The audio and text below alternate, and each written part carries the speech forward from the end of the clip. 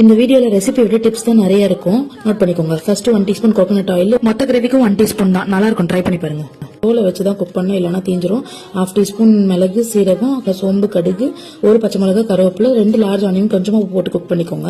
பாருங்க தண்ணி விடுது பாத்தீங்களா, கொஞ்சம் ப்ரௌன் ஆக விடுங்க. தென் இஞ்சி பூண்டு பேஸ்ட் அது போட்டதும் அடிப்பிடிக்கும்.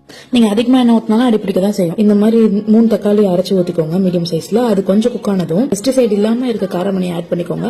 கனி நேட்டிவ் ஃபார்ம்ஸ்ல வாங்கினது. அது மேல தட்டி வச்சு தண்ணி ஊத்தி வேக விடுங்க 5 to 7 மினிட்ஸ். அந்த காயில இருக்க தண்ணியிலேயே அது குக் ஆயிடும். நான் 1 டிராப் வாட்டர் கூட உள்ள ஆட் பண்ணல. அப்புறம் விஎஸ் ஃபுட்ஸ்ல ஃப்ரெஷ்ஷா வாங்கின ப்ரான்ஸ் குழம்பு மிளகாத்தூள் உப்பு போட்டு மேரினேட் பண்ணி வச்சது சேர்த்துக்கோங்க. இது ப்ரமோஷனல்ல ஃப்ரெஷ்ஷா ஹெல்த்தியா இருக்கிறதுனால நான் ஷேர் பண்றேன். ப்ரான் குக்கிங் டைம் 4 மினிட்ஸ் தான். இது பெருசா இருக்கிறதுனால நான் 6 மினிட்ஸ் குக் பண்ண விடுறேன். இன்னும் கொஞ்சம் குழம்பு மிளகாய்த்தூள் அண்ட் காஷ்மீரி சில்லி பவுடர் நானே வீட்டில் அரைச்சது தான். வெடிக்க சில்லி வாங்கி கடையில் விற்கிற மசாலாலாம் மேக்ஸிமம் யூஸ் பண்ண மாட்டேன். வேற வழியே இல்லாத மட்டும் தான் யூஸ் பண்ணுவேன். இப்போ ஸ்டவ் ஆஃப் பண்ணிட்டு